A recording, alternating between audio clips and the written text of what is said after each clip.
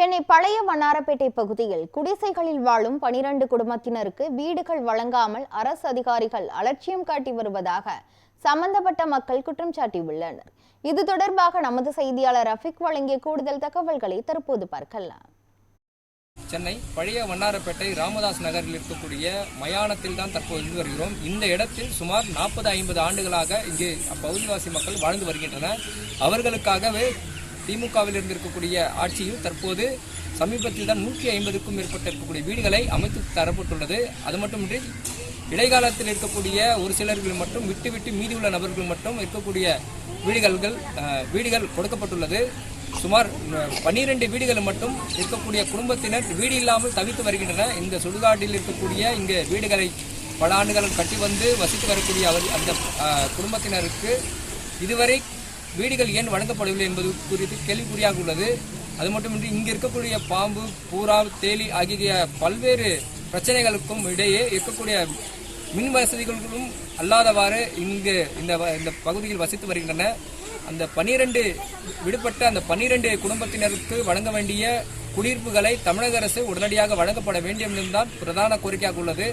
அது மட்டுமின்றி இருக்கக்கூடிய ஏற்கனவே சென்னை மாநகராட்சியில் இருக்கக்கூடிய அதிகாரிகள் மற்றும் இருக்கக்கூடிய ஆணையர்கள் அவர்கள் கவனத்தில் எடுத்து சென்று இவர்களுக்காக வீடுகளை வழங்கப்படாததுக்கு காரணம் என்ன என்பது குறித்து கேள்விகளாக எழுப்பியுள்ளது. ஹவுசிங் போர்டு, அதாவது இங்கு இருக்கக்கூடிய பொதுமக்களுக்கான 150 வீடுகள் ஒதுக்கப்பட்டுள்ள நிலையில் 12 வீடுகள் மட்டும் ஏன் ஒதுக்கப்படவில்லை என்பது குறித்து சுமார் 20க்கும் மேற்பட்ட நபர்கள் மூலமாக இருக்கக்கூடிய அலுவலகத்தில் போயிட்டு நேரடியாக கேட்டிருந்த போது அலட்சிய பதிலாக தெரிவித்து வருகின்றன. இதை உடனடியாக கால தாமதம் ஏற்படுத்தாமல் உடனடியாக பாதிக்கப்பட்ட 12 குடும்பத்தினர்களுக்கு தமிழக அரசு மூலியமாக அவர்களுக்கான சொந்த வீடுகளை வழங்கப்பட வேண்டும் என்பதுதான் பிரதான கோரிக்கையாக உள்ளது என்பது தெரிவிக்கப்பட்டு வருகிறது. நியூஸ் 7 தமிழ் செய்திகளுக்காக ஒளிப்பதிவாளர் அபிமன்யுடன் செய்தியாளர் ரஃபிக்.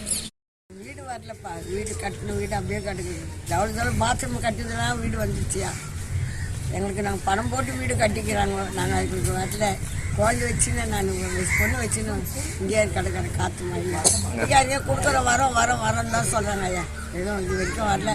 2 வருஷம் ஆகி போச்சு. ஸ்லேட்டு வச்சு போட்டால் பிடிச்சிட்டு போனாங்க. ஒரு வாட்டிக்கு 10 வாட்டி நாங்கள் போனோம்.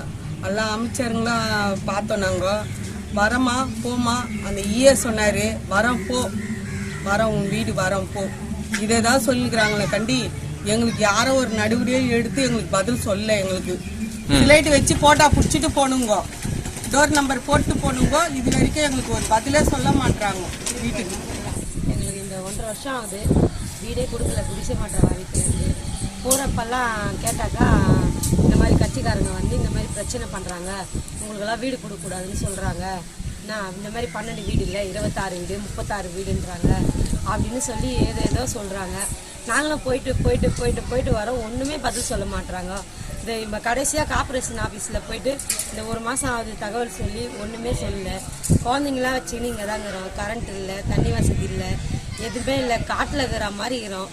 நாங்கள் போய் அடிக்கடிக்கு என் பிள்ளைங்கள்லாம் இட்டுன்னு போய் கேட்டால் கூட ஒரு பதிலும் சொல்ல மாட்டுறாங்க. குடிசை மாற்று வாரியத்தின் மூலமாக சென்ற வருடம் பார்த்தீங்கன்னாக்கா எல்லாருக்கும் இங்கே வீடு வழங்கப்பட்டது. ஆனால் குறிப்பிட்ட 12 பேருக்கு மட்டும் வீடு வழங்கலை. எங்களை மட்டும் ஒதுக்கிட்டாங்க. காரணம் ஏன்னு கேட்டதுக்கு அது சரியில்லை இது சரியில்லை நொட்டம் சொன்னாங்க. எது சரியில்லைன்றது முழுசாக எங்களுக்கு விளக்கமாக விலாவரியாக சொல்லியும் முடிய மாட்டாங்க. கார்பரேஷனில் போய் கேட்டதுக்கு இந்த இடத்த காலி பண்ண மாட்டீங்கன்னு நீங்கள் தான் சொல்கிறீங்கன்னு சொல்கிறாங்க. நாங்கள் காலி பண்ண மாட்டோம்லாம் நாங்கள் சொல்லலை. வீடு கொடுத்துட்டோம், நாங்கள் இங்கேருந்து போயிட போகிறோம். இங்கேயே இருக்கணும்னு எங்களுக்கு நான் தலையெழுத்து. போன மாதம் கார்த்திகை மாதம் மழையிலையும் தண்ணியிலையும் பாம்பு பள்ளி பூரானில் நாங்கள் கஷ்டப்பட்டு இருக்கும்பொழுது கார்பரேஷனில் போய் கேட்டோம், ஸ்லம் போர்டில் போய் கேட்டோம். அங்கே போய் கேட்டதுக்கு நாங்கள் வீடு கொடுக்க மாட்டோம்னு நாங்கள் சொல்லலை. நாங்கள் கொடுக்குறோம். உங்களுக்கு 12 பேருக்கு வீடு கொடுத்தா இங்கே இருக்கிற கட்சிக்காரங்க ஆர்ப்பாட்டம் பண்ணுவோம், போராட்டம் பண்ணுவோம், கொடுக்க விட மாட்டோம், பிரச்சனைக்கு ஆளாக்குவோம் அப்படின்னு சொல்கிறதுனால இங்கே இருக்கக்கூடிய அதிகாரிகள்லாம் இவங்களுக்கு பயப்படுறாங்க. அது எந்த கட்சிக்காரன்றது குறிப்பிட்டு அவங்க சொல்கிறாங்க. அதை எங்களால் வெளியே சொல்ல முடியல. புரியுதுங்களா? அவங்களும் ஆஃபீஸருங்களும் பயப்படுறாங்க. அந்த ஒரே ஒரு கட்சிக்காரால் மட்டும்தான். அவர் என்ன சொல்கிறாருனாக்கா, இந்த 12 பேருக்கு நீங்கள் வீடு கொடுக்கக்கூடாது, நாங்கள் சொல்லக்கூடிய ஒரு 12 பேருக்கு தான் வீடு கொடுக்கணும், 26 வீடு கொடுக்கணும், இவங்களாம் ஃப்ராட் பண்ணி வாங்குறாங்க அப்படின்னு ஒரு பல கதைகள் எல்லாம் கட்டி வெளியேரியாவில் இருக்கக்கூடியவங்களுக்கெல்லாம் இந்த இடத்துல வீடு வாங்கி கொடுத்துருக்குறாங்க. காரணம் 1 லட்சம் ரூபாய் பேசுது. 1 லட்சம் கொடுத்தா இப்போ கூட எங்களுக்கு நாளைக்கே வீடு வாங்கி கொடுப்பாங்க. இந்த ஆபீசருங்க என்ன சொல்றாங்கன்னாக்கா 1.5 லட்சம் ரூபாய் ஸ்கீம்ல உங்களுக்கு வீடு கிடையாது, 4.5 லட்சம் ரூபாய் வேணா போட்டு தரோம்.